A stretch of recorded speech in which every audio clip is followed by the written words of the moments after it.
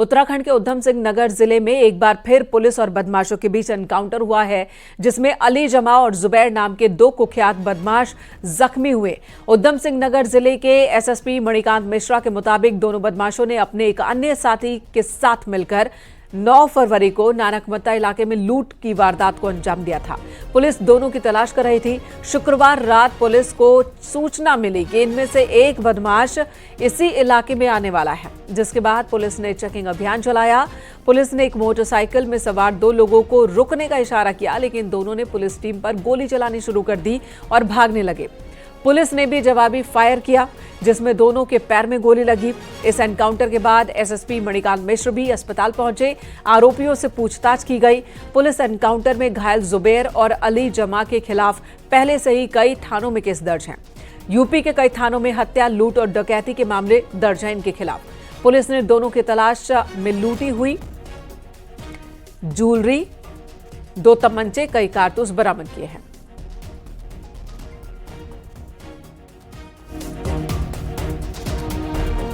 कल रात नानकमत्ता थाना क्षेत्र में 2 कुख्यात अभियुक्तों को गिरफ्तार करने का प्रयास किया गया। अभियुक्तों द्वारा भागते हुए गिरफ्तारी से बचने के लिए पुलिस टीम पर फायर किया गया। पुलिस के जवाबी फायर में दोनों अभियुक्त घायल हुए, जिनके पैरों में गोली लगी। अस्पताल में इनका उपचार कराया गया। उपचार के उपरांत इनसे गहनता से पूछताछ की गई। पूछताछ में इन्होंने अपना नाम अली जमा, जो शाहजहांपुर का रहने वाला, और जुबैर, जो बरेली का रहने वाला है, बताया। इन्होंने इसी माह की 9 तारीख को नानकमत्ता थाना क्षेत्र के रईस अहमद के यहाँ अपने कुछ साथियों के साथ मिलकर एक लूट की घटना को अंजाम दिया था। इनसे पूछताछ में यह भी पता चला कि इन पर हत्या, लूट और चोरी के कई मुकदमे उत्तर प्रदेश में पंजीकृत हैं। इनके पास से लूटी गई ज्वेलरी, 2 अवैध असलहे और कुछ कारतूस बरामद हुए। इधर ऋषिकेश मुनि की रेती में तेज रफ्तार ट्रैक्टर ट्रॉली के एक्सीडेंट का एक वीडियो सामने आया, जो पुलिस बूथ को तोड़ते हुए पलट गया और लोग जान बचाकर कहीं भागते दिखाई दिए। वीडियो ढालवाला से तपोवन की ओर जा रहा एक ट्रैक्टर का है, जो ब्रह्मानंद मोड़ पर ब्रेक फेल होने की वजह से पलट गया। गनीमत रही कि सामने से कोई वाहन नहीं आ रहा था और एक बड़ा हादसा होने से टल गया। दुर्घटना में 4 मजदूर घायल हुए, जिन्हें उपचार के लिए राजकीय उप जिला चिकित्सालय में भर्ती कराया गया है।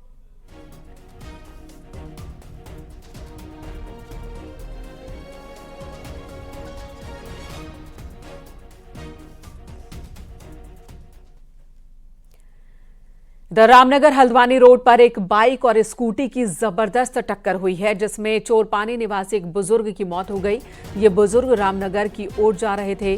एक्सीडेंट के बाद लोग घायल बुजुर्ग को लेकर अस्पताल पहुंचे, जहां डॉक्टर्स ने उन्हें मृत घोषित कर दिया।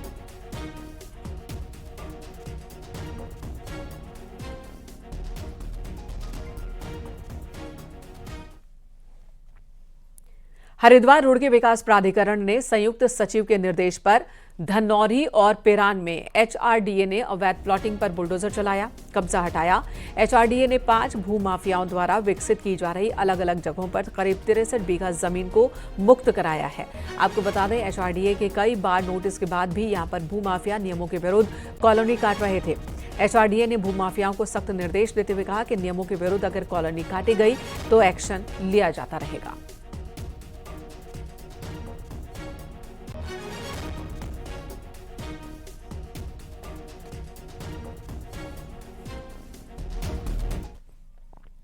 विकासनगर के पछवा टून में लगातार अवैध प्लॉटिंग को लेकर मसूरी देहरादून विकास प्राधिकरण की कार्रवाई जारी है। विकासनगर के रुद्रपुर क्षेत्र में भी शुक्रवार को एमडीडीए की टीम ने कई बीघा अवैध प्लॉटिंग को जेसीबी की मदद से ध्वस्त किया। अवैध प्लॉटिंग को ध्वस्त करने की कार्रवाई जारी है, जिसकी वजह से भूमाफियाओं में हड़कंप मचा है। पिछले 1 हफ्ते से प्राधिकरण ने पछवा दून में कई 100 बीघा अवैध प्लॉटिंग ध्वस्त किया है।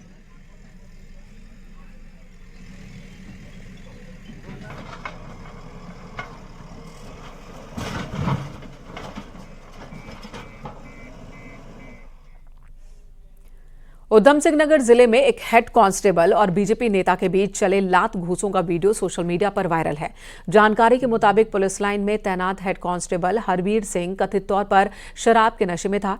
बताया जा रहा है कि शुक्रवार को वो अटरिया रोड पर एक व्यक्ति से बहस कर रहा था और इसी बीच बीजेपी के मंडल महामंत्री राधेश शर्मा अपने समर्थकों के साथ वहां पहुंच गए। कथित तौर पर शराबी पुलिसकर्मी और बीजेपी नेता के बीच बहस हो गई, जो बढ़कर मारपीट तक पहुंची। आरोप है कि गुस्साए बीजेपी नेता ने पुलिस वाले को थप्पड़ रसीद दिया। घटना का नोटिस लेते हुए एसएसपी मणिकांत मिश्र ने आरोपी पुलिसकर्मी को सस्पेंड किया है और बीजेपी नेता के खिलाफ भी केस दर्ज किया है।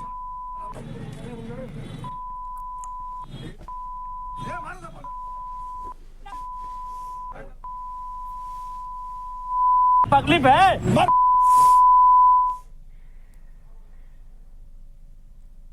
तो एक वर्दीधारी और दूसरा खादीधारी बीच सड़क देखिए किस तरह से एक दूसरे पर हमला कर रहे थे। इधर हरिद्वार के कई रिहायशी इलाकों में जंगली हाथियों का उत्पात जारी है। आए दिन यहां जंगली हाथी नुकसान पहुंचा रहे हैं। रात के अंधेरे में एक जंगली हाथी जंगल से निकलकर खाली प्लॉट की दीवार तोड़ता हुआ हरिपुर कला क्षेत्र में घुस आया।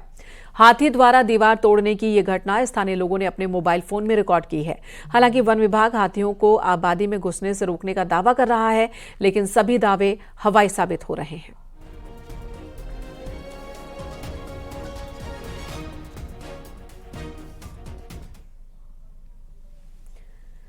बद्रीनाथ यात्रा को लेकर प्रशासन ने अपनी तैयारियां शुरू कर दी हैं। प्रशासन की टीम आज बद्रीनाथ धाम जाएगी और वहां की व्यवस्थाओं का जायजा लेगी। आपको बता दें 4 मई को बद्रीनाथ के कपाट श्रद्धालुओं के लिए खुलेंगे और 4 धाम यात्रा की शुरुआत हो जाएगी।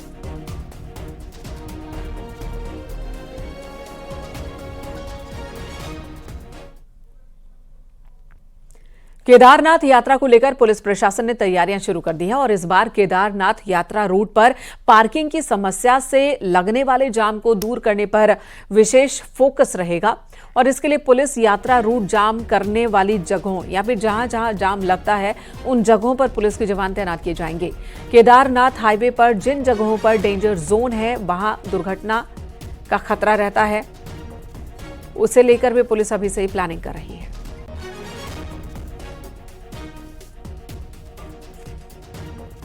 रही बात NH नेशनल हाईवे की, जो गौरीकुंड तक जाएगा या सोनप्रयाग तक जाता है, उसमें कुछ कुछ बॉटलनेक्स अभी भी अवेलेबल है। पिछले हफ्ता जो गढ़वाल कमिश्नर सर द्वारा जो मीटिंग ली गई, उसमें अलग अलग विभागों की समीक्षा की गई और सब लोगों द्वारा पॉजिटिव रिस्पांस देते हुए यात्रा शुरू करने के पहले वो बॉटलनेक्स क्लियर की जाने की बात कही गई है।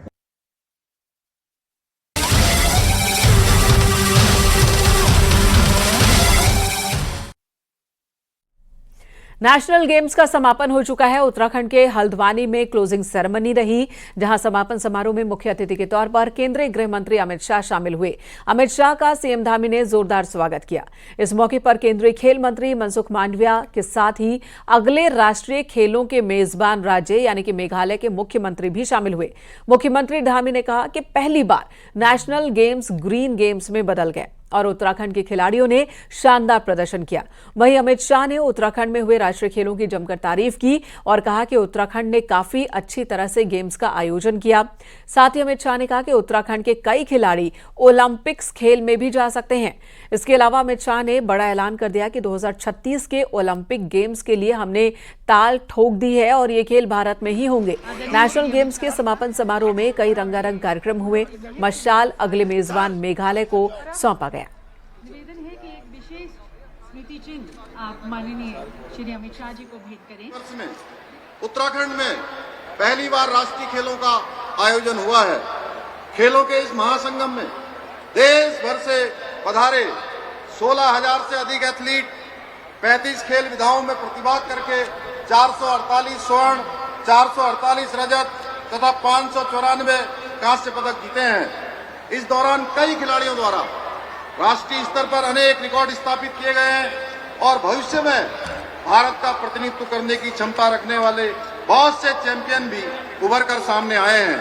इस बार के राष्ट्रीय खेलों का आयोजन कई मामलों में विशिष्ट रहा है। इन खेलों में जहां हमने पहली बार योग और मलखम्ब जैसे अपने पारंपरिक खेलों को शामिल करने का ऐतिहासिक कार्य किया है, वहीं रात्रिकाल में रिवर राफ्टिंग की प्रतियोगिता का आयोजन कर वर्ल्ड रिकॉर्ड भी बनाया है।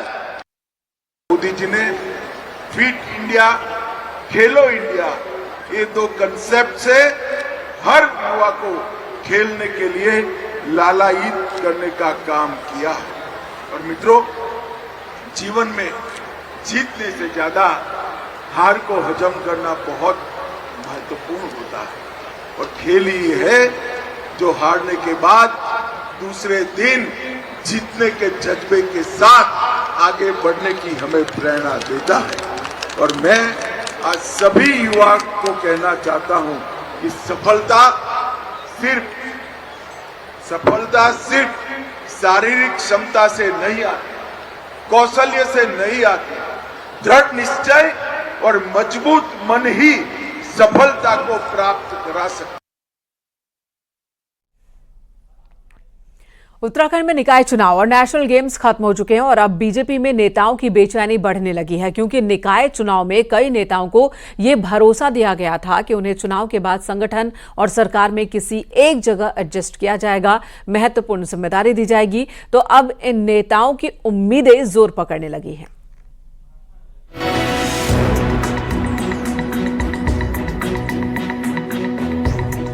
उत्तराखंड बीजेपी में लंबे समय से नेता सरकार में दायित्व को लेकर टकटकी लगाए बैठे हैं, लेकिन कभी निकाय चुनाव तो कभी नेशनल गेम जैसे आयोजनों के कारण इस पर ब्रेक लगता रहा है। निकाय चुनाव में भी बीजेपी ने बहुत से दावेदारों को ये कहकर शांत किया कि भविष्य में सरकार या संगठन में उन्हें जगह मिलेगी। अब निकाय चुनाव भी हो चुके हैं और नेशनल गेम भी, तो इन नेताओं की बेचैनी बढ़ने लगी है। इनमें से कई नेता इन दिनों बीजेपी दफ्तर के चक्कर काट रहे हैं। नई नगर निकायों में के चुनाव में भारतीय जनता पार्टी के सभी कार्यकर्ताओं ने बहुत जमकर मेहनत की, अच्छे परिणाम दिए और मुझे लगता है कि वर्तमान समय में पार्टी का संगठन पर्व चल रहा है। अभी हम मंडल बनाने की प्रक्रिया में चल रहे हैं। बहुत सारे कार्यकर्ता मंडलों की जिम्मेदारी लेने वाले हैं। बहुत सारे कार्यकर्ताओं को जिला अध्यक्ष और जिले की टीम में जिम्मेदारी मिलने वाली है। उसके बाद प्रदेश की टीम में बहुत सारे कार्यकर्ताओं को, अनुभवी कार्यकर्ताओं को जगह मिलेगी और उसके बाद सही समय आने पर इन दायित्वों का निर्धारण भी होगा। सरकार में बाल अधिकार संरक्षण आयोग, महिला आयोग और बीकेटीसी के अध्यक्ष का पद रिक्त हो गया है। कई और दायित्वधारियों का कार्यकाल भी समाप्ति की ओर है, जिन पर नेताओं की टकटकी लगी हुई है। माना जा रहा है कि सरकार जल्द ही इन पदों पर दायित्वधारियों की नियुक्ति तो कर ही सकती है। कुछ और बोर्डों, निगमों में पार्टी नेताओं को जिम्मेदारी भी दी जा सकती है। तो निश्चित तौर पर माननीय मुख्यमंत्री जी और संगठन दोनों इस बात को प्राथमिकता देते हैं कि वरिष्ठता और योग्यता दोनों को ध्यान में रखा जाए, जैसे कि जिन लोगों को दायित्व दिया जाए वे सरकार में भी अपना योगदान कर सकें और जो कोई उनको जिम्मेदारी दूसरी भी दी जाती है तो वे उसको भी पूरा कर सकें। 23 मार्च को सरकार का 3 साल का कार्यकाल भी पूरा होने जा रहा है। इस 3 साल में 2 बार सीमित संख्या में दायित्वधारियों की लिस्ट जारी हुई। अधिकांश दायित्व वाले पदों पर किसी न किसी कारण घोषणा नहीं हो पाई, लेकिन अब सरकार करीब करीब मन बना चुकी है। सुगबुगाहट है कि अप्रैल या मई में होने वाले पंचायत चुनाव और उसके बाद 2027 की तैयारियों के मद्देनजर सरकार कभी भी बड़े लेवल पर दायित्वधारियों की सूची जारी कर सकती है। न्यूज़ 18 के लिए देहरादून से सुनील नवप्रभात की रिपोर्ट। उत्तराखंड विधानसभा का बजट सत्र 18 फरवरी से शुरू होने वाला है। मुख्यमंत्री पुष्कर सिंह धामी का कहना है कि आने वाला बजट राज्य के अंदर विकास की संभावनाओं को आगे विस्तार देने वाला है। सीएम ने कहा कि बजट में महिलाओं और युवाओं पर विशेष फोकस रहने वाला है। युवाओं के लिए नए खेल मैदान, सांस्कृतिक कार्यक्रमों के लिए ऑडिटोरियम, समाज कल्याण की योजनाओं को विस्तार देने की योजना है। नई टाउनशिप बनाने और सीमांत क्षेत्रों में नवाचार और एआई को बढ़ावा देने पर भी फोकस रहेगा।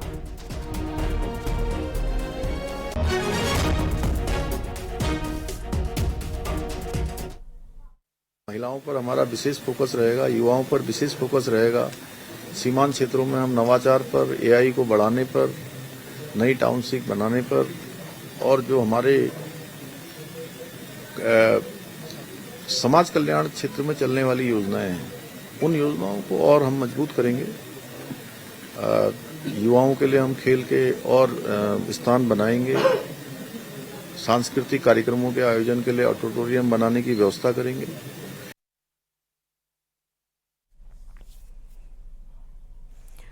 आदिगुरु शंकराचार्य द्वारा स्थापित जोशीमठ नगर, जो बद्रीनाथ धाम का मुख्य पड़ाव है, पिछले 2 साल से संकट में है, खतरे में है। यहाँ सब कुछ ठीक नहीं है। हर दिन नगर में नई समस्याएं आ रही हैं, जिसकी वजह से नगर के अस्तित्व पर ही अब संकट खड़ा हो गया है।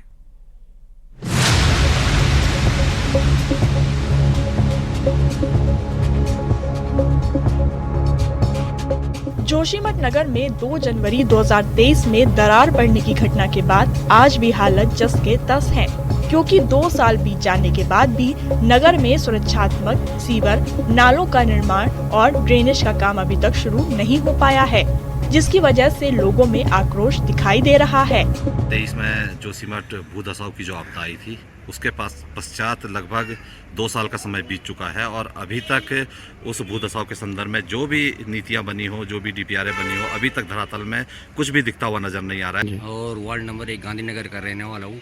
2023 से स्थिति बराबर बनी और जिसमें कि अभी तक शासन ने कोई भी चीज़ का ठोस कदम नहीं लिया है और हमारे जो 2 कमरे का पेमेंट हो रखा है, बाकी उसी टूटे फूटे घर पर हम रहते हैं और ना ही हमारे पास कहीं रहने की लायक ज़मीन है, न जा सकते हैं। वहीं प्रशासन का कहना है कि लगभग 217 परिवारों को मुआवजा दिया जा चुका है और जल्द ही केंद्र सरकार की ओर से 5 करोड़ रुपए मिलने वाले हैं, जिससे अलकनंदा नदी का ट्रीटमेंट, ड्रेनेज और सीवर के काम किए जाएंगे। इस पे शासन स्तर पर भी होमवर्क हो रहा है और जो पहली किस्त है वो शायद आएगी और जो हमारा ट्रीटमेंट वर्क है और जो ड्रेनेज सिस्टम के वर्क होना है वो काम जल्दी ही शुरू होंगे, ऐसी आशा मैं करता हूँ। 2 साल से सुरक्षा के इंतजार में नगरवासियों को एक बार फिर से आश्वासन मिला है कि जल्दी सुरक्षात्मक कार्य शुरू हो जाएंगे, लेकिन अब देखना होगा कि धरातल पर जोशीमठ का नक्शा कब तक बदलता है। न्यूज़ 18 के लिए चमोली से नितिन सेमवाल की रिपोर्ट। मंगलौर कोतवाली पुलिस ने शांति भंग के आरोप में 9 आरोपियों को गिरफ्तार किया। वहीं पुलिस को सूचना मिली थी, जिसके बाद पुलिस टीम मौके पर पहुंची। कई लोग लड़ाई झगड़ा कर माहौल खराब करने की कोशिश कर रहे हैं, ये जानकारी मिली थी। पुलिस ने उन्हें लेकर समझाने का प्रयास किया उन सभी को, लेकिन कई लोग पुलिस से ही उलझने लगे। पुलिस ने BNSS की धारा 170 के तहत कार्रवाई की। पुलिस पूरे मामले की जांच पड़ताल में भी जुटी है।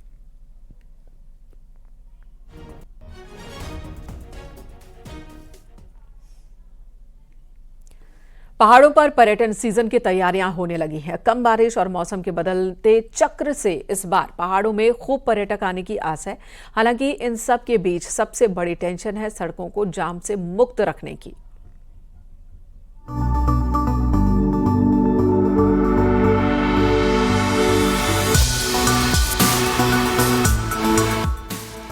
पहाड़ों में पर्यटन सीजन की तैयारियां शुरू होने लगी हैं। नैनीताल में नावों को नए पर्यटन सीजन के लिए ठीक करने का काम शुरू किया गया है। पर्यटकों को सुरक्षा और बेहतर यात्रा मिले, इसके लिए इन नावों को रंग रोगन करके तैयार किया गया है। इसके साथ ही होटल मालिक भी होटलों को तैयार कर रहे हैं। इस बार कैंची धाम और नैनीताल तक अच्छा कारोबार करने की उम्मीद कारोबारी जता रहे हैं।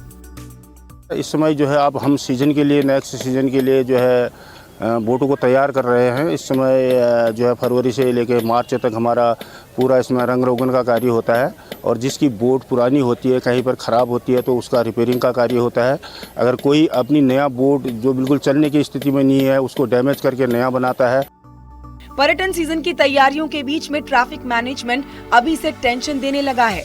इस बार ट्रैफिक जैम से पर्यटकों को ना जूझना पड़े, इसके लिए अभी से तैयारियां शुरू कर दी गई हैं।